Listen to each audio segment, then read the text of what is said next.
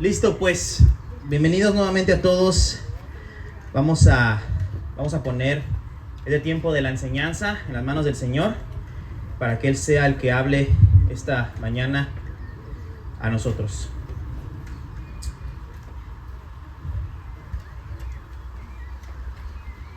Señor, te agradecemos tanto porque sin ti nada podríamos hacer, Señor. Te necesitamos alimentarnos espiritualmente de tu palabra. Necesitamos ese alimento, así como necesitamos el agua, la comida en nuestro día a día para poder vivir. También, Señor, necesitamos de tu alimento espiritual para poder crecer espiritualmente en ti, Señor, hasta que lleguemos a la estatura de la plenitud en Cristo, Señor. Ayúdanos a que hoy podamos estar atentos, podamos estar expectantes a lo que tú nos quieres compartir hoy, Señor. Que hoy podamos aprender algo, Señor, y podamos llevarlo a la práctica, Señor. Sabemos que tu palabra es viva y eficaz y es más cortante que toda espada de dos filos, Señor. Ayúdanos a que penetre en nuestros corazones. Te lo pedimos y te ponemos todo el tiempo en tus manos, Señor, que tu Espíritu sea el que hable hoy. En nombre de Cristo, amén. Bueno, pues hoy vamos a empezar vamos a empezar 4 semanas, 4 domingos, vamos a estudiar un nuevo libro muy corto que se llama el libro de Jonás. ¿Quién alguna vez ha leído o ha escuchado algo sobre el libro de Jonás? Bien, algunos, a lo mejor otros no, a lo mejor otros no se acuerdan. Vamos a empezar, entonces sería muy bueno que no faltaras ninguno de los siguientes 4 domingos para que puedas ver justamente toda la historia completa del libro de Jonás y cómo es que Dios obra a través de su vida. Jonás pues es un libro profético, es un libro de profecía, es el profeta, uno de los profetas menores. Jonás significa paloma en hebreo. Y es un libro en el que vamos a ver, ¿no? En muchos de los libros proféticos, los profetas van a dar un mensaje, ¿no? Al pueblo, ¿no? Van a compartir la profecía. Pero en este libro de Jonás, sí, el profeta Jonás va a dar un mensaje, pero el enfoque del libro es Jonás mismo. Jonás es el mensaje del libro y vamos a ver justamente lo que Jonás, cómo es que Jonás pues actuaba durante este tiempo. La enseñanza de hoy tiene título: Dios tiene un llamado para la vida de cada uno de nosotros y quiere que caminemos en obediencia a Él. Vamos a leer rápidamente el pasaje del día de hoy.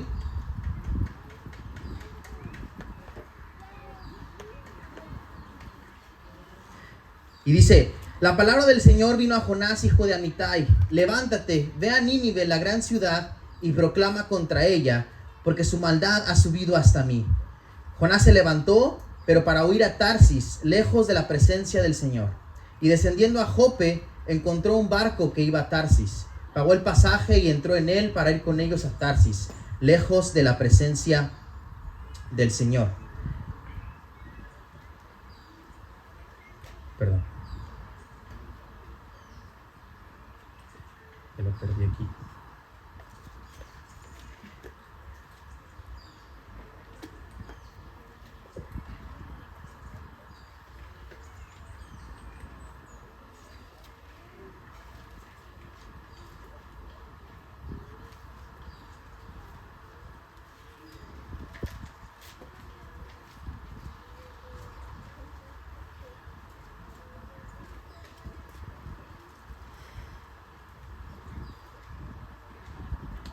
Pero el Señor desató sobre el mar un fuerte viento y una gran tempestad, tan grande en el mar que el barco estuvo a punto de romperse. Los marineros tuvieron miedo y cada uno clamaba a su Dios y arrojaron al mar la carga que estaba en el barco para aligerarlo. Pero Jonás había bajado a la bodega del barco, se había acostado y dormía profundamente. El capitán se le acercó y le dijo: ¿cómo es que estás durmiendo? Levántate, invoca a tu Dios, quizás tu Dios piense en nosotros y no pereceremos. Y cada uno dijo a su compañero: vengan, echemos suertes para saber por causa de quién nos ha venido esta calamidad.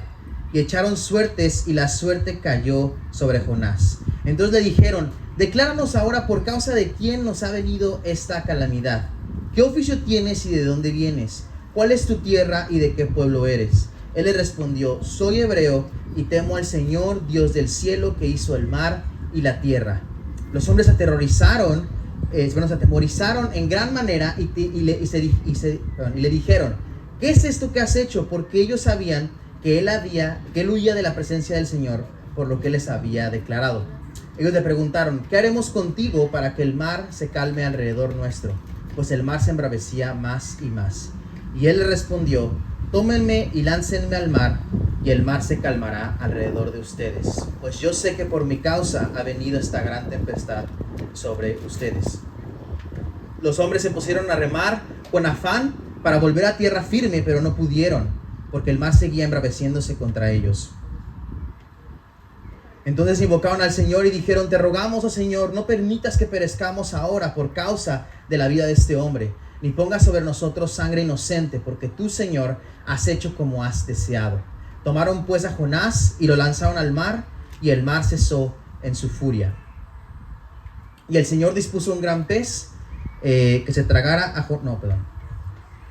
Está el último versículo. Entonces invocaban al Señor y dijeron, te rogamos, oh Señor, no permitas que... No, espera. Sí, está bien, el 16. Perdón, es que lo tengo aquí todo separado, entonces estoy haciendo todo esto.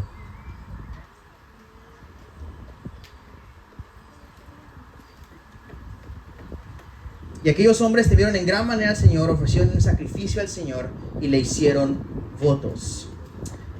Y el Señor dispuso un gran pez que se tragara a Jonás, y Jonás estuvo en el vientre del pez 3 días y 3 noches. Entonces, Jonás, aquí vemos que es el profeta comisionado, ¿no? Dios le está haciendo un llamado, le hace un llamado a Jonás, le da una instrucción, le da una orden, como dice el versículo 1, la palabra del Señor vino a Jonás, hijo de Amitai, levántate, ¿no? Es una orden, una instrucción que requiere obviamente una respuesta pues inmediata, ¿no? Como tú, por ejemplo, si eres un padre, ¿no? Que le llamas a tu hijo y le dices, ve a lavar los trastes. No estás esperando que los lave mañana, ¿verdad? Estás esperando que los lave en ese momento. Es una instrucción que requiere una respuesta inmediata, ¿no? Igual si tú eres un maestro de alguna escuela, que aquí ya muchos se fueron, pero los maestros que le llaman al alumno, oye, ven para acá, o haz esto, o haz aquello, pues quieren una respuesta inmediata, no es una orden, ¿no? Levántate. No le dice, levántate mañana, o levántate cuando tú quieras. Es, levántate. Ve a Nínive, la gran ciudad, y proclama contra ella, porque su maldad ha subido hacia mí. Nínive era la ciudad capital del imperio asirio, era el enemigo de Israel, y lo que se distinguía esta ciudad, se distinguía por su poder y por su crueldad. O sea, era una ciudad un poco mala, dicen por ahí algunas personas que en esos tiempos era la ciudad más grande del mundo. Entonces era uno de los pueblos más temidos de toda la historia. Y Dios le dice a Jonás, ve a Nínive a proclamar, a predicar la palabra contra ellos, porque su maldad ha subido hacia mí. Versículo 3 dice, Jonás se levantó y fue a Nínive, ¿verdad? ¿Eso dice? No. Ya acaba la historia, ya. Obedeció Jonás y se fue a Nínive. Ya, fácil. No, obedeció a medias, ¿no? Porque dice se levantó. Ah, ok, se levantó, ¿no? Pero para huir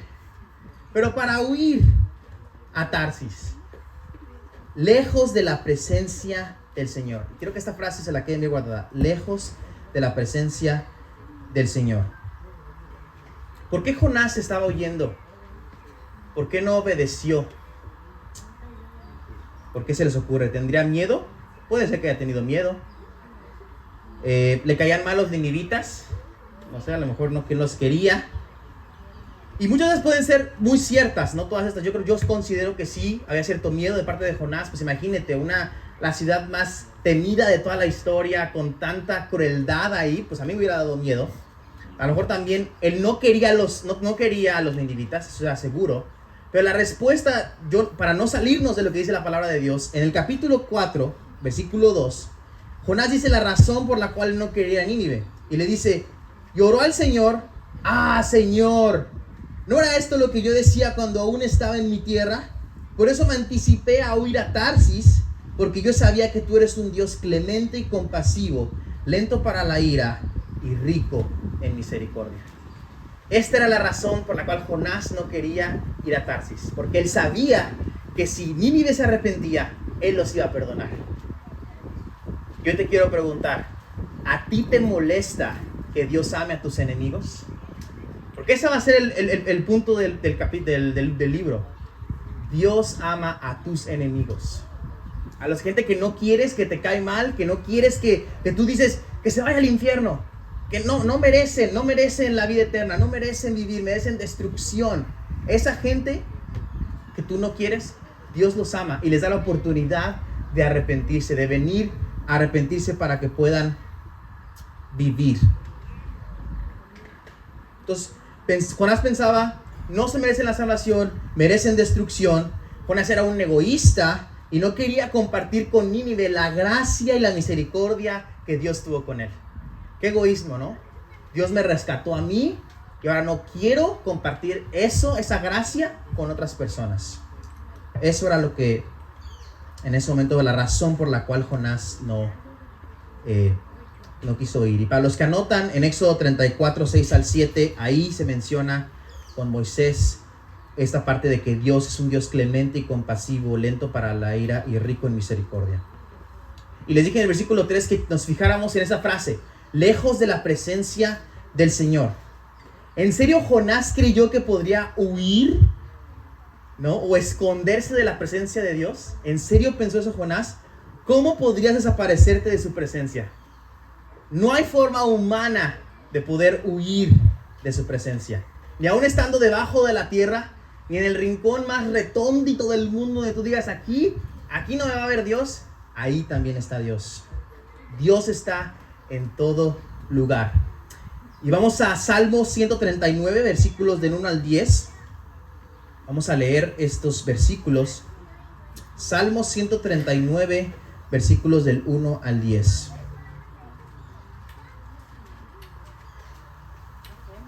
Salmo 139, versículos 1 al 10 dice: Oh Señor, tú me has escudriñado y conocido.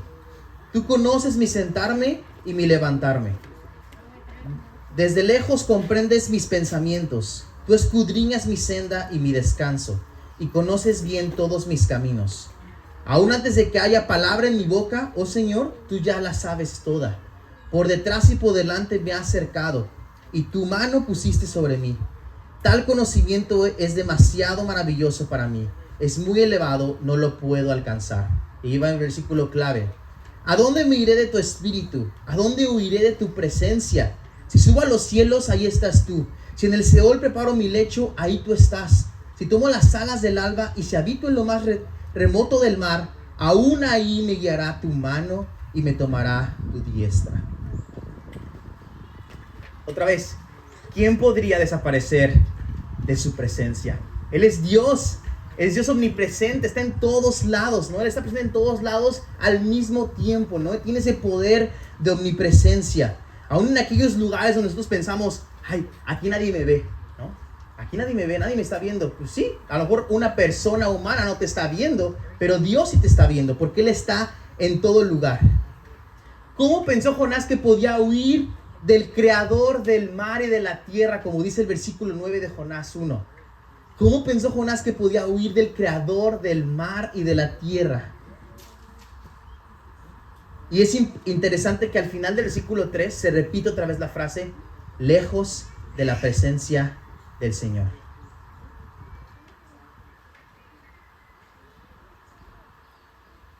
Te quiero hacer una pregunta el día de hoy, es: ¿cuántas veces has querido huir o alejarte de la presencia del Señor? ¿Cuántas veces no has obedecido al llamado de Dios para tu vida? ¿Estás obedeciendo a tu voluntad?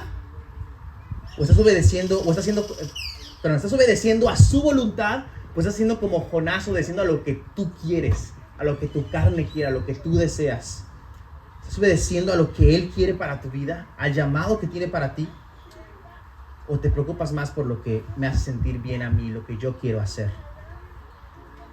Y regreso al punto que dije al inicio del pasaje, del mensaje, que es: Dios tiene un llamado para cada uno de nosotros y quiere que caminemos en obediencia a Él. A lo mejor Dios te ha llamado como padre, como lo veíamos ahorita aquí con los papás, o como madre, a criar a tus hijos y a guiarlos en su palabra, ¿no? A lo mejor ese es un llamado que Dios te tiene. Ahorita estoy hablando generalmente. ¿Estás cumpliendo con ese llamado de criar a tus hijos en su palabra o estás huyendo de esa responsabilidad? A lo mejor Dios te ha llamado a ser testimonio o luz en tu trabajo, en tu escuela, en tu vecindario. Que las personas que te rodean crean por medio de que vean a Cristo en ti. Que tú ganes a esa gente para Cristo. Dios te ha llamado a eso, a ser testimonio, a ser luz. A lo mejor Dios nos ha llamado a, como creyentes, servir en la iglesia, ¿no? A participar en la misión con los dones que Él nos ha dado. ¿Cómo estás utilizando tus dones para cumplir con este llamado?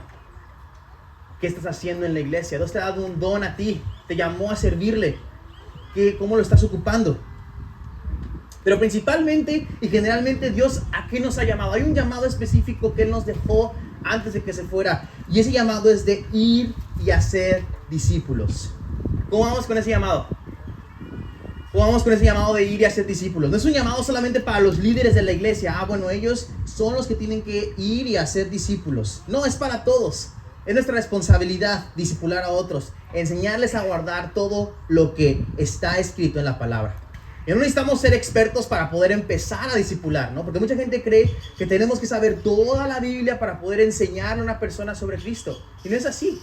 Simplemente es compartir lo que Él ha hecho en tu vida, estudiar la palabra y tú después compartirla, ¿no? No necesitas ser experto para iniciar. Necesitas iniciar para ser un experto.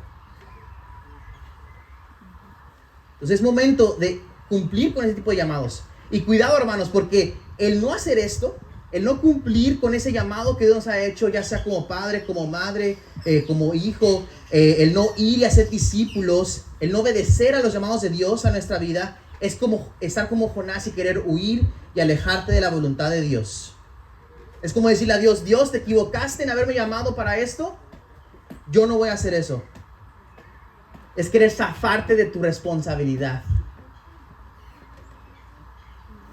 Y qué mejor ejemplo de obediencia tenemos que el de Jesús. Dios lo llamó, ¿no? Lo llamó a venir al mundo, lo llamó a humillarse, lo llamó a despojarse de su gloria, a hacerse hombre para cumplir con la voluntad del Padre. No su voluntad, ni lo que Jesús quería, sino lo que el Padre quería que hiciera. Y así vino a salvar al mundo de sus pecados y a ofrecerse como sacrificio para dar vida a los que creen en Él. Dios lo llamó a morir en la cruz y Él obedeció hasta la muerte. Como lo vemos en Filipenses 2:8. Y hallándose en forma de hombre, se humilló a sí mismo, haciéndose obediente hasta la muerte y muerte de cruz. Cristo debe ser nuestro ejemplo de obediencia, el ejemplo de obediencia que debemos seguir cuando respondemos al llamado de Dios para nuestra vida, como dice en Juan 20:21, porque así como el Padre lo envió, así Él nos envía a nosotros. Juan 20:21 dice, Jesús les dijo otra vez: paz a ustedes, como el Padre me ha enviado, así también yo los envío. Y tú a lo mejor podías estar preguntando ahorita: ¿cuál es mi llamado? A lo mejor tú dices: bueno, ok, ya sé que es importante cumplir con el llamado y responder en obediencia, pero ¿cuál es ese llamado, no? Y bueno, así como aparte de los que he mencionado, que son un poco generales, que nos involucran casi a la mayoría, en su palabra Dios nos ha dado llamados específicos de cómo vivir una vida que le agrade a Él, ¿no? Ahí dice cómo vivir como jóvenes, cómo vivir como hijos, cómo vivir como esposos, como esposas, como madre, como padre, como creyente. Realmente Dios en su palabra nos pone los llamados específicos como cómo podemos o debemos vivir una vida que le agrade a Él. Entonces no tienes que esperar la inspiración divina de Dios para decirte: Dios, a ver, que me digan un sueño en qué me ha llamado. No, su llamado está ahí en tu palabra. Y Dios te lo va a ir mostrando en tu caminar con Él, a dónde te va a llamar, a qué quiere que hagas, ¿no? En qué ministerio quiere que sirvas, ¿no? Dios nos va llamando poco a poco, pero sus llamados específicos están en su palabra, para vivir como Él la pide. Entonces, hermanos, estamos cumpliendo con este llamado de Dios que nos ha dado en su palabra, porque a lo mejor inconscientemente o conscientemente podemos estar desobedeciendo y queriendo huir de su voluntad. Entonces, pues ya Jonás, ¿no? Lo llama el Señor, él decide huir, ¿no? Pensando que puede ir lejos de la presencia del Señor. ¿Y qué pasó? Versículo 4 dice: pero el Señor desató sobre el mar un fuerte viento y hubo una tempestad tan grande en el mar que el barco estuvo a punto de romperse. En su huida, pensando que podía desaparecer del Señor, Dios provoca una tempestad en el mar, demostrando su poder y diciendo: no puedes escapar de mí, no puedes escapar de mí. Mi presencia se manifiesta en todos lados. Yo soy el Señor, el creador de todo. Eso es lo que le está diciendo Jonás haciendo esta tempestad. Y esta tempestad, esa tormenta era una tormenta intensa, era una tormenta sobrenatural, ¿no? Era, por lo que estaba estudiando, era el nivel de un huracán, ¿no? Creando olas muy fuertes por los vientos terribles y aterradores que se estaban experimentando. Yo no sé ustedes, pero yo cuando he ido a Bacocho, ya me ha revolcado las olas unas veces, ¿no? Y somos las pequeñas, ¿no? O sea, y son fuertes, o sea, te revuelca y te pega en el suelo y te revuelca por todos lados. Yo no me imagino a qué grado, a qué tamaño de olas está hablando aquí, ¿no? Y qué mejor que hablar de olas que en Puerto Escondido, ¿no? Yo no sé qué tamaño de olas, seguramente mucho más grandes que las que surfean allá en Cicatela. Eran una fuerza increíble que la madera estaba a punto de romperse. Imagínense eso.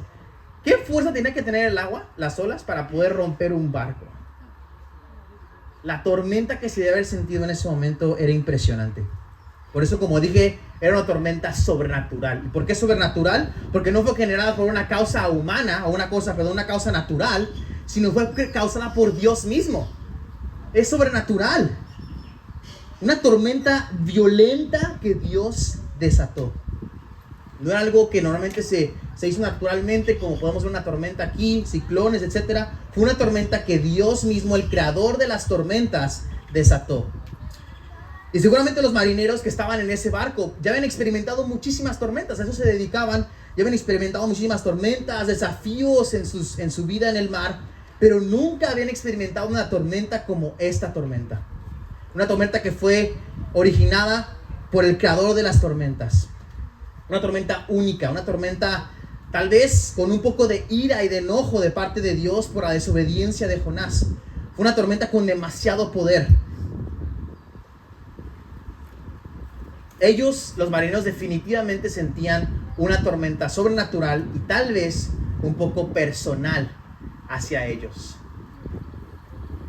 Entonces, esa tempestad seguramente era algo que ninguno de los marineros había experimentado y por eso tenían miedo, ¿no? Porque pues si es una tormenta que ya has vivido, pues no tendrías miedo. Pero tenían mucho miedo y dice el versículo 5 al 6, dice: los marineros tuvieron miedo y cada uno clamaba a su Dios, con D minúscula, y arrojaron al mar la carga que estaba en el barco para aligerarlo.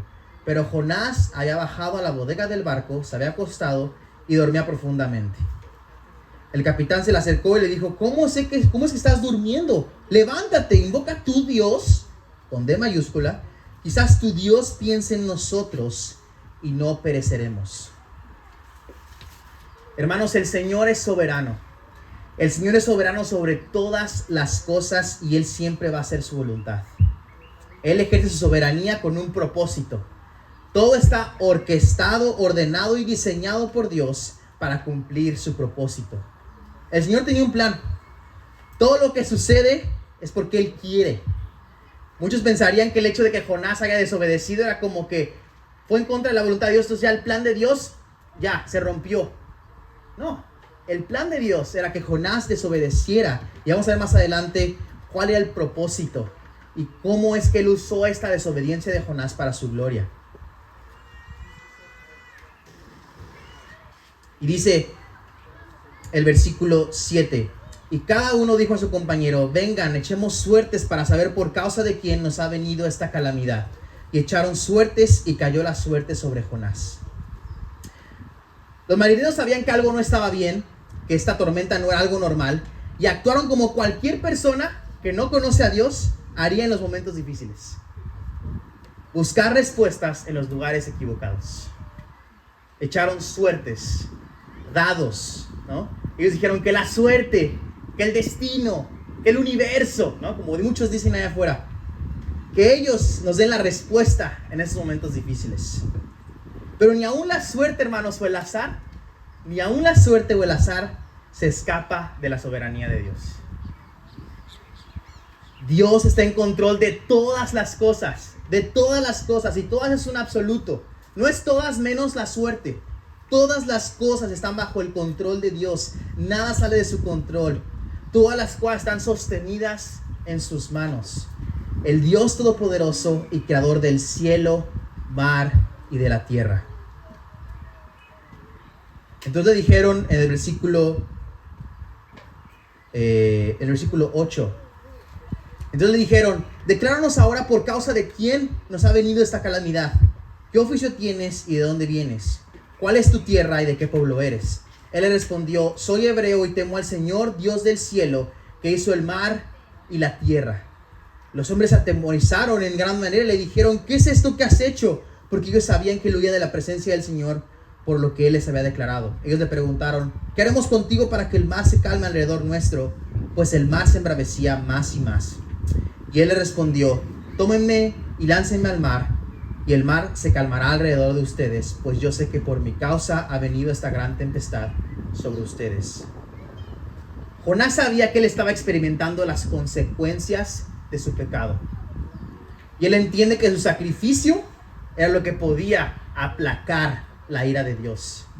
Y qué interesante es que aquel hombre que no quería ir a predicar a los ninivitas, ahora se ofrece como un sacrificio para salvar a los marineros paganos. Qué interesante. Seguramente Jonás prefería morir que ir a Nínive, ¿no? Y aquí vemos una conexión muy importante con Jesús. En este libro de Jonás es impresionante, se lo digo de todo corazón, hermanos, estudiando esto, es impresionante ver cuántas conexiones o contrastes hay entre Jonás y Jesús. Porque Jonás se ofrece como un sacrificio, dice: yo pues me voy a aventar al mar para que ustedes se salven, si no vamos a morir todos. Y él se ofrece como sacrificio para aplacar la ira de Dios. Y esto vemos como una conexión con Jesús, porque él, ¿no? Él se ofrece a dar su vida por nosotros, por toda la gente, por todo el pueblo, ¿no? Él se ofrece a morir por toda la gente.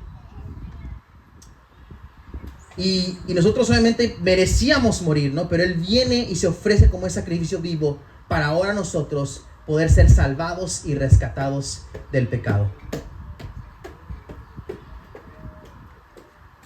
Y dice el versículo 13: los hombres se pusieron a remar con afán para volver a tierra firme, pero no pudieron porque el mar seguía embraveciéndose contra ellos. Los marineros no quieren obviamente sacrificar a Jonás y empiezan a remar fuertemente con afán, tratando de llegar a tierra firme.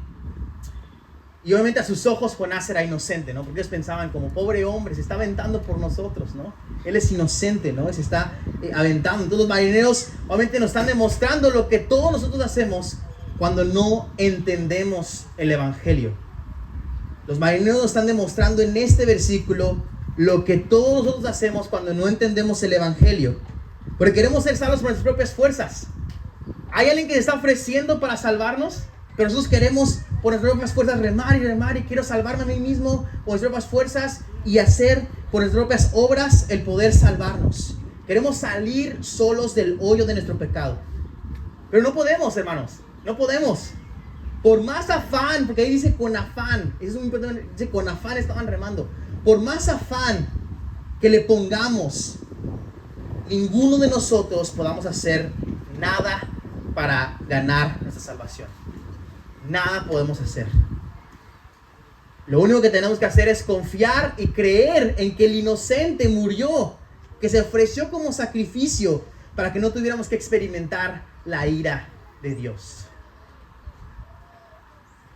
Te quiero preguntar si hoy aún hay alguien aquí que está remando con tus propias fuerzas, queriendo ser salvado por ti mismo, queriendo hacer obras buenas para cuando llegues con Él le digas: mira, Dios, todo lo que he hecho. No podrás. Los marineros no pudieron. Deja de remar con tus propias fuerzas. Los marineros no pudieron, ¿y qué hicieron? Se rindieron al Señor. Aquellos que en el versículo 5 buscaron sus respuestas en su Dios con D minúscula, ahora se rinden al verdadero y único Dios. Muchas veces Dios utiliza las tormentas en nuestra vida o los momentos difíciles para llamarnos a Él. para abrir nuestros ojos y darnos cuenta que lo necesitamos, que sin Él nada podemos hacer y que es la única persona que puede ayudarnos. Y es decirle al Señor: me rindo a ti. No puedo hacer nada por mis propias fuerzas. Te necesito. Hoy me quiero rendir a ti. Y eso fue lo que hicieron los marineros. Los marineros pensaron que podían solos, con sus propias fuerzas, remar con afán. No pudieron. Y el versículo 14 se rinden al Señor, porque dice: entonces invocaron al Señor y dijeron: te rogamos, oh Señor, no permitas que perezcamos ahora por causa de la vida de este hombre, ni pongas sobre nosotros sangre inocente, porque tú, Señor, has hecho como has deseado. Tomaron pues a Jonás y lo lanzaron al mar, y el mar cesó en su furia. Los marineros lanzan a Jonás al mar así. Adiós. Y Dios muestra su poder inmediatamente. Dios muestra su poder inmediatamente al calmar la tempestad. Dice: lo lanzaron al mar y el mar cesó en su furia. Yo no sé si hubiera estado en ese momento que hubiera visto la tremenda tempestad. Avientan a Jonás, ¡fum! Se calma la tempestad. Qué grande es el poder de Dios, y demuestra su poder de esa forma al inmediatamente calmar la tempestad. Y los marineros obviamente creen en Él. Y podemos estar seguros de que si clamamos a Él como los marineros clamaron a Él, Él nos va a responder como lo respondió a los marineros. Versículo 16. Y aquellos hombres temieron en gran manera al Señor, ofrecieron un sacrificio al Señor y le hicieron votos. Y aquí hay un punto muy importante, hermanos. Dios muestra su soberanía al obrar, a pesar de que a lo mejor en nuestro corazón, como Jonás, podamos estar alejados de Dios, podamos estar en rebeldía hacia Él por no querer cumplir con su llamado para nuestras vidas. Y aún así Dios puede usar esas situaciones, puede usar nuestra desobediencia para atraer a otros a la salvación a Él.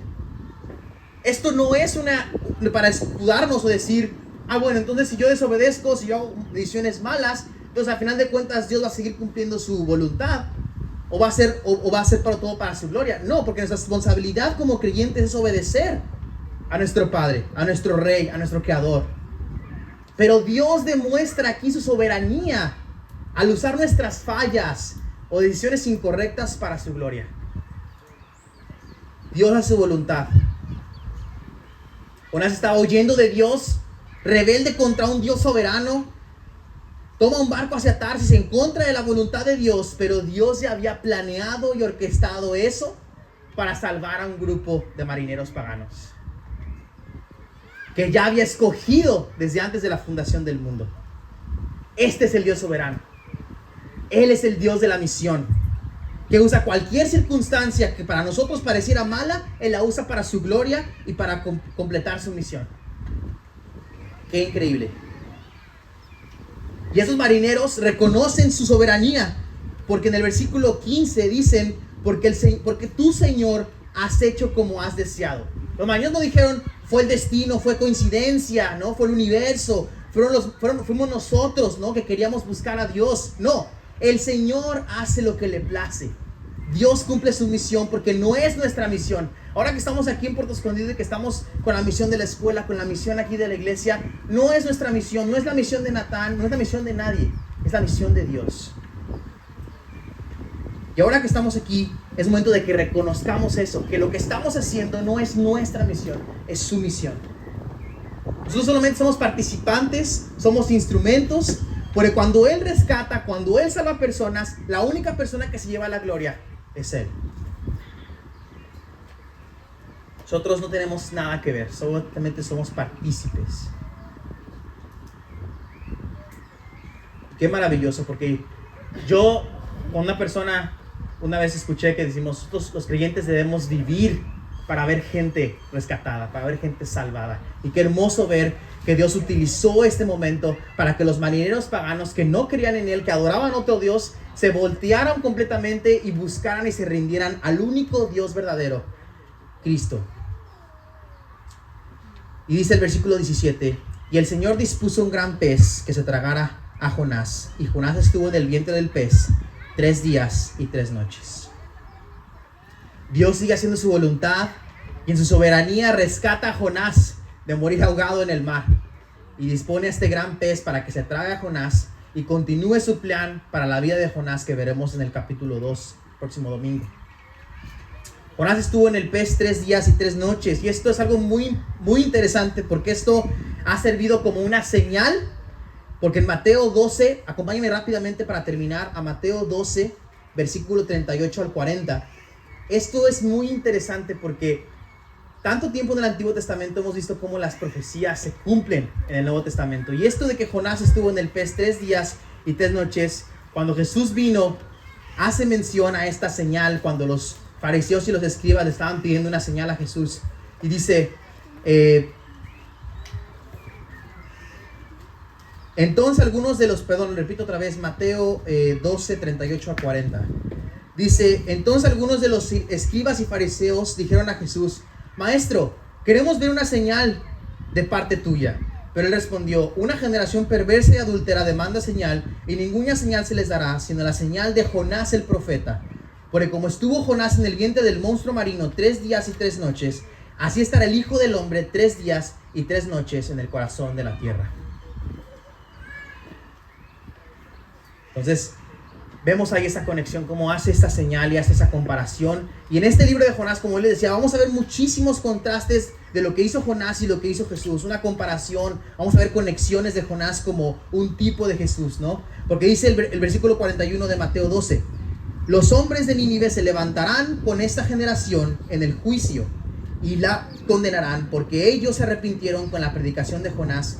Y miren, algo más grande que Jonás está aquí.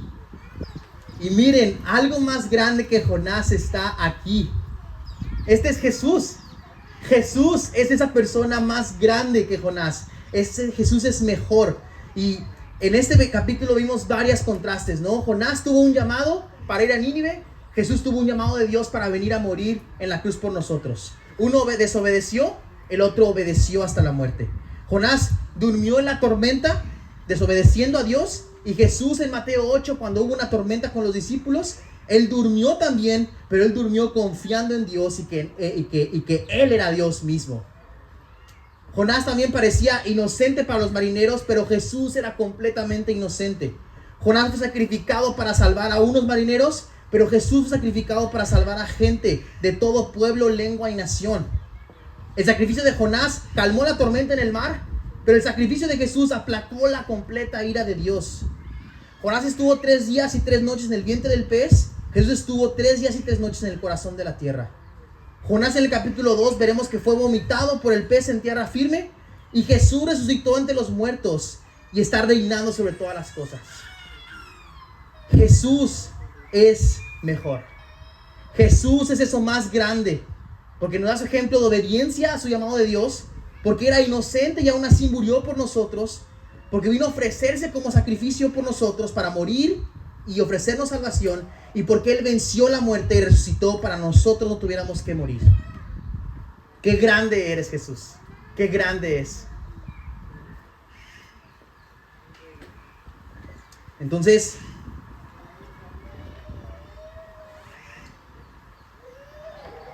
hermanos, Dios tiene un propósito siempre, y Él siempre cumple. Así como Dios tiene un propósito claro con el llamado de Jonás, de ir a Nínive para ofrecer el arrepentimiento a esta ciudad, Dios también tiene un plan y un propósito con cada llamado que Él nos ha dado. Nuestra responsabilidad es ser fieles y obedientes a este llamado, responder con gusto y con gratitud, sabiendo que es el Señor quien te ha llamado. No es cualquier persona, es Dios el que te ha llamado. Y sepamos, hermanos, que si cumplimos con este llamado que Dios tiene para tu vida, estarás acumulando tesoros en el cielo. Y cuando estemos en el cielo, recibiendo la recompensa de la herencia que Dios ha prometido para nosotros. Es momento de que seamos fieles y obedientes al llamado que Dios tiene para nuestras vidas. Vamos a orar.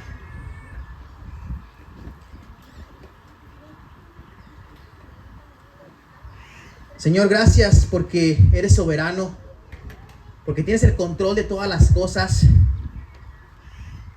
porque te necesitamos, Señor, y porque a pesar de nuestras fallas, de nuestras decisiones equivocadas, de nuestra desobediencia, Tú siempre obras para tu gloria, Señor. Tú siempre ocupas cada situación para glorificarte a ti y para hacer tu voluntad. Gracias porque nos has llamado, Señor, a cada uno de nosotros, específicamente por nuestro nombre. Nos has llamado, varios llamados en tu palabra, para seguirte, Señor. Haznos claros ese llamado en nuestras vidas para poder cumplir y responder en obediencia a ese llamado, Señor. Que podamos avanzar en el reino de Dios, Señor. Que más personas puedan conocer sobre ti, que puedan conocer sobre tu poder, Señor, sobre todo lo que has hecho. Que así como los marineros paganos creyeron y se rindieron ante ti, Señor, que así muchas personas aquí en Puerto Escondido puedan rendirse a ti, Señor. Que dejen atrás su manera de vivir, su pecado, para seguirte y para ser salvos, Señor, por tu nombre. Te lo pedimos todo esto en el nombre de tu Hijo. Amén.